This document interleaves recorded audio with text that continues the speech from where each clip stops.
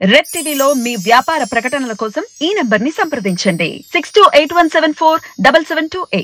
Hi viewers, welcome to our channel. ప్రస్తుతం మనతో పాటు సీనియర్ జర్నలిస్ట్ దామ బాలస్ అన్నారు, వారితో మాట్లాడు. నమస్కారం సార్. సార్, నయనతార గారి విడాకుల అంశం మరోసారి తెరపైకి వచ్చింది సార్. మళ్ళీ విడాకులు తీసుకోబోతున్నట్టు వార్తలు రావడం చూస్తున్నాం. అయితే గతంలో వేణుస్వామి ఇటువంటివి చెప్పడం జరిగింది, విడాకులు వీళ్ళు తీసుకుంటారు అని చెప్పేసి. మరి వేణుస్వామి గారి జాతకం ఏమన్నా ఆయన నిజమవబోతుందని చెప్పుకోవచ్చా? ఈ వార్తలు నిజమెంతుంది అసలు? ఇప్పుడు నేను కూర్చొని 10 మంది కాబోయే పెళ్ళిళ్ళంతా కూడా విడాకులు అవుతాయి అని చెప్పుకుంటూ వచ్చాను అనుకో, అందులో ఏదో ఒకటి అవుతుంది. ఎందుకంటే సెలబ్రిటీలు అన్నాక ఎక్కువ విడాకులు అయ్యే ఛాన్సులు ఎక్కువ ఉన్నాయి. దేశంలో విడాకుల పర్సెంట్ ఇప్పటికి కూడా 1%కి మించి లేదు ఇండియా వైజ్గా తీసుకుంటే. బట్ అర్బన్ సెంటర్స్లో, సిటీస్లో, తర్వాత కొన్ని రకాల సెక్షన్స్ ఆఫ్ పీపుల్లో విడాకుల రేట్ అనేది పెరుగుతుందన్నమాట. సో అందువల్ల జనరల్గా 10 చెప్పినప్పుడు ఒకటి జరగచ్చు. అంత మాత్రాన్ని వేణుస్వామి జోస్యం నిజమైందని చెప్పలేము. జోస్యం అంటేనే జనరల్గా 10 విషయాలని వాళ్ళు గెస్ చేసి చెప్తారు. అందులో జరిగిన దాన్ని అందరూ చర్చిస్తారు, జరగని దాన్ని ఎవరు పట్టించుకోరు. ఆయన కేసీఆర్ గెలుస్తాడన్నాడు, కేసీఆర్ గెలవలేదు మరి. సో వేణుస్వామి నిజమైందా అని అంటే ఏం చెప్తాం? సో అది బేసిక్గా. పైగా ఏంది, వాళ్ళు ఏదన్నా దాన్ని పరిహారం చేసుకుంటే మళ్ళీ విడిపోరని కూడా ఆయనే చెప్పాడు. ఈయన ఏం చెప్పాడంటే, ఈమెకు పెళ్ళి యోగం లేదు తన జీవితంలో, ఎవరితైనా పెళ్ళి అయితే మాత్రం సమస్యలు తప్పవు ఈమెకి, ఈమె జాతకం ప్రకారం అని చెప్పాడు. పెళ్ళి అయితే సమస్యలు లేని వాళ్ళు ఎవరు విడిపోతారని ఆయన చెప్పలే, సమస్యలు వస్తాయని చెప్పాడు. సమస్యలు పెళ్ళైనా కాకపోయినా వస్తాయి, మనుషులకి సమస్యలు రాకుండా ఎవరికి వస్తాయి? కాబట్టి ఇది వీళ్ళు ఏంటంటే వేగంగా చెప్పడం, జరిగితే నేను చెప్పాను కదా అని చెప్పడం ఇది. కాబట్టి వేణుస్వామిది పక్కన పెడితే అసలు నిజంగా విడాకులు తీసుకున్నారా లేదా అనేది కూడా నిర్ధారణ కాల. దీనికి 2 కారణాలు ఉన్నాయి అసలు ఈ న్యూస్ రావడానికి. నయనతార ఏం చేసిందంటే, ఇన్స్టాలో విఘ్నేష్ శివాన్ని అన్ఫాలో చేసింది. రెండవది ఒక పోస్ట్ పెట్టింది. ఆ పోస్ట్లో నయనతార పిల్లలిద్దరూ, విఘ్నేష్ శివన్, తను, ఈ నలుగురు ఉన్న ఫోటో పెట్టి ఎప్పటికీ ఆమె చెబుతుంది ఇది నాకు దక్కిన వరం అన్నట్టుగా ఆమె రాసింది. కన్నీళ్లతో అయినా కూడా చెప్తుంది అని, with tears in her eyes also అన్నట్టుగా ఒక పోస్ట్ పెట్టింది. సో దాన్ని చూసి ఏమనుకున్నారంటే, ఇంత ఎమోషనల్గా ఎందుకు పెట్టింది? ఇప్పుడు హ్యాపీగా కూడా ఇదే పోస్ట్ పెట్టచ్చు. అంటే ఈ నలుగురు ఉన్న పిక్చర్ అనేది గొప్ప, తన జీవితంలో జరిగిన గొప్ప విషయం, కన్నీళ్లతో కూడా ఇదే చెప్తుంది. అంటే బాధలో ఉన్నా కూడా ఇది గొప్ప విషయం అనేది చెప్తుంది అనేది పెట్టారు. దీన్ని ఈ 2 విషయాల్ని కలిపేసి మీడియా ఏం చేసిందంటే, వీళ్ళు విడిపోతున్నారని చెప్పేసింది. దీనికి మళ్ళీ మీడియాలో చెప్పడానికి కూడా ఒక నేపథ్యం ఉంది. ఆ నేపథ్యం ఏంటంటే, ఈ మధ్య సెలబ్రిటీ జంటలు విడిపోతున్నప్పుడు ఒక ప్యాటర్న్ ఫాలో అవుతున్నారు. వాళ్ళు ఒకేసారి అనౌన్స్ చేయట్లే, వాళ్ళు కూడా అంతంత కొద్ది ఇన్ఫర్మేషన్ ఇస్తూ ఒక రకంగా రెచ్చగొట్టి జనాల్ని మెల్లమెల్లగా ప్రిపేర్ చేస్తారనమాట. సో ముందు అన్ఫాలో అవుతారు, తర్వాత ఫోటోలు తీసేస్తారు, తర్వాత నర్మగర్భంగా కొటేషన్లు పెడతారు. ఇవన్నీ మెల్లమెల్లగా చేసి తర్వాత ఎప్పుడో అనౌన్స్ చేస్తారు. ఇది ప్రాసెస్ అనమాట చాలా. ఇప్పుడు మనం నాగ చైతన్య, సమంత చూసాము, తర్వాత చిరంజీవి చిన్న కూతుర్ది చూసాము, నిహారిక చూసాము. వీళ్ళందరూ కూడా ఇదే ప్యాటర్న్ ఫాలో అవుతుంటారు. అందుకని సడన్గా ఒక అన్ఫాలో జరిగి ఒక పోస్టు ఇలాగ ఉండేసరికి వీళ్ళిద్దరూ విడిపోతున్నారు అనేది కారణాలు ఏంటి అనేది అన్వేషించడం మొదలుపెట్టారు. కానీ తర్వాత ఆమె ఫాలో చేసింది మళ్ళీ. మేబీ అది టెక్నికల్గా వచ్చి ఉండొచ్చా తెలియదు.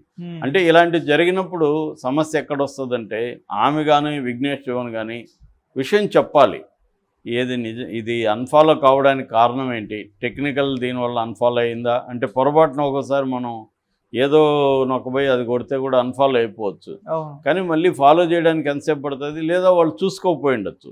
సరే చూసుకున్నాకైనా మళ్ళీ ఒక పోస్టో ఏదో ఒకటి పెట్టచ్చు, ఎవరు బాబు మేము అన్ఫాలో పొరపాటున టెక్నికల్ మిస్టేక్ వల్ల జరిగింది, మేము విడిపోవట్లేదు, నేను అది మంచిగానే పెట్టాను తప్ప ఏదో విడిపోవడం వల్ల వచ్చిన ఎమోషన్లో నుంచి ఏం పెట్టలేదు ఆ పోస్టు అనేది ఆమె చెప్తే, లేదా అతను చెప్తే ఈ సమస్య ఉండదు. వాళ్ళు చెప్పకపోవడం వల్ల ఈ సందేహాలకు తావు ఇచ్చినట్టుగా ఉంది అనమాట.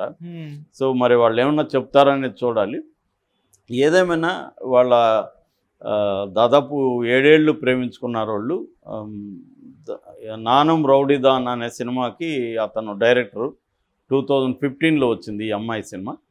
సో అప్పటి నుంచి వాళ్ళిద్దరు లవ్లో ఉన్నారు. 7 ఏళ్ళు పెళ్ళి ప్రేమించుకున్న తర్వాత 2022 జూన్ 9న మహాబలిపురంలో పెళ్లి చేసుకున్నారు. అంతకుముందే వాళ్ళు లవ్లో ఉన్నట్టు కూడా ఓపెన్గా డిక్లేర్ చేశారు. తిరుమల ఇట్లాంటి ప్లేసులు తిరిగారు. వాళ్ళిద్దరూ ఎక్కడ చూసినా ఫోటోలు పెట్టుకున్నారు. ఇవన్నీ జరిగాయి. అయితే ఆమె ఒక రకంగా అఫైర్స్ వల్లే పాపులర్ అయింది. అంతకుముందు కూడా సింబు, తర్వాత ప్రభుదేవ, దీనివల్ల బిగినింగ్లో పాపులర్ అయింది. తర్వాత కెరీర్లో కూడా ఆమె గ్రోత్ పెరిగింది.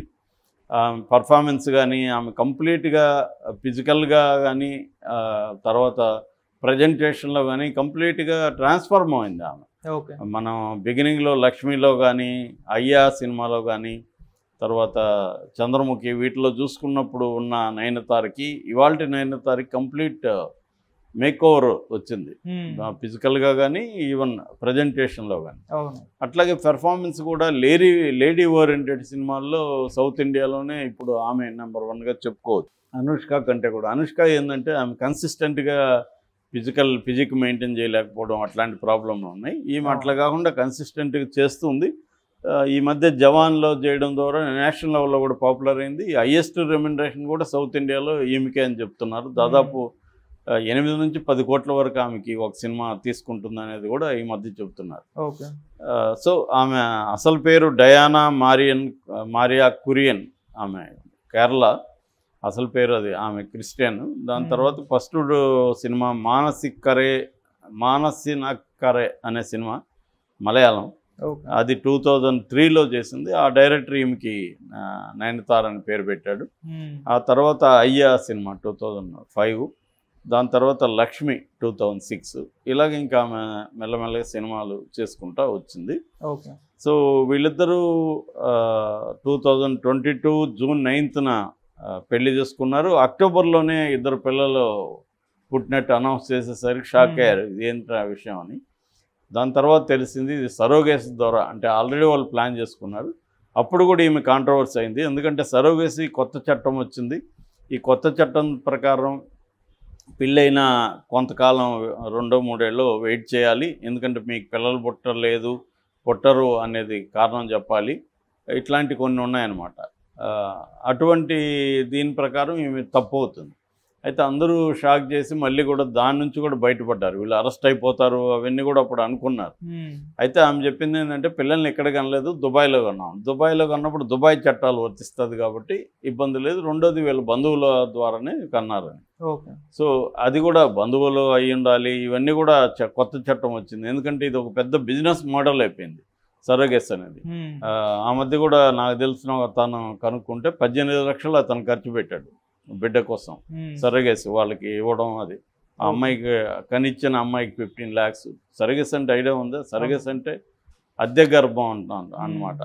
అంటే ఈమె బదులు ఇంకొకరు గర్భం దాల్చి మనకు బిడ్డలను కనిస్తారు. ఇప్పుడు ఇట్లాంటి దీంట్లో ఏంటంటే సరోగేసి వల్ల అడ్వాంటేజ్ ఏంటంటే కొంత జెనెటిక్స్ ట్వీక్ చేయొచ్చు, అంటే కస్టమైజ్ చేయొచ్చు. మంచి నాలెడ్జబుల్గా ఉండడం. రెండోది కవలలు కావాలంటే కవలను పుట్టించుకోవడం, ఇటువంటివి చేయగలుగుతున్నారు. అందువల్ల చాలామంది సరోగేసికి వెళ్తున్నారు. రెండోది సినిమా ఫీల్డ్లో లేకపోతే మోడల్ రంగంలో వీళ్ళు ఉన్న వాళ్ళు ఏంటంటే తమ ఫిజిక్ పాడవుతుంది బిడ్డని కంటే, కాబట్టి కెరీర్ ఇబ్బంది అవుతుంది. అందుకని ఈ మెథడ్లో కనుక్కుంటూ ఉండడం కూడా పెరుగుతుంది. సో 15 lakhs నుంచి 50 lakhs వరకు ఇవాళ సరోగేసి మదర్స్కి పేమెంట్ ఉంది. అందువల్ల చాలామంది ఏంటంటే ఒక 9 నెలలే కదా కానీ ఇచ్చేస్తే మనకి 15 లక్షలు 20 లక్షలు డబ్బులు వస్తాయి కదా, మనం దాంతో ఏదైనా వ్యాపారం ఇంకోటి చేసుకోవచ్చు అని చెప్పి చాలామంది అమ్మాయిలు సరోగేసి మదర్స్గా ఉంటున్నారు. సో అలాగా వీళ్ళు సరోగేసి 2 పిల్లలు, మగ పిల్లలు. ఇద్దరికి కూడా పేర్లు కూడా ఇంట్రెస్టింగ్ పేర్లు. ఉయిర్ రుద్రోనీల్ N7 ఒక అబ్బాయి పేరు. ఉయిర్ అంటే ప్రాణం, రుద్రో తెలుసు మనకి రుద్రుడు, నీల్ అని కూడా పెట్టారు. ఉయిర్ రుద్రోనీల్ N7 N7 అంటే ఎన్ అంటే నయనతార, శివన్ అంటే విఘ్నేష్ శివన్. ఓకే. మామూలుగా తమిళ సంప్రదాయం ప్రకారం తండ్రి పేరు ఇంటి పేరుగా ఉంటుంది మామూలుగా. వీళ్ళు చివరిలో అమ్మ నాన్న పేరు చేర్చారు. అట్లాగే ఉలగ్ దైవిక్ N7 ఇంకొక పేరు. ఉయిర్ అండ్ ఉలగ్ సింపుల్గా. ఉయిర్ అంటే ప్రాణం, ఉలగ్ అంటే లోకం. సో అలాగా వీళ్ళు పెట్టుకున్నారు. సో ఈ అమ్మాయి ఈ మధ్య అన్నపూర్ణ అనే సినిమాలో కూడా ఒక కాంట్రవర్సీ అయింది.